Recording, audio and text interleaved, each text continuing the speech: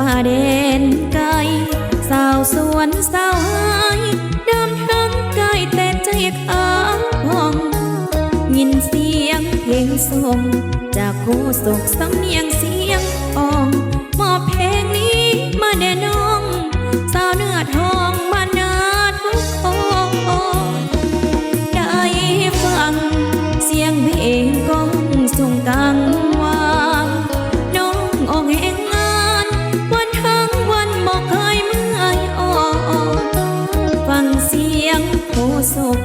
อ่อนหวานนิ่มนวลอ่อนสอนมอบเพลงแทนเพลงก่อนโอละจรย้อนหมดเวลาอยากเห็นอยากพบเจอกับอายบอกความในใจทั้งจะตายน้องบอกกินแน่น้องคือสาวนางควงหาคงสุขอย่างแห้ง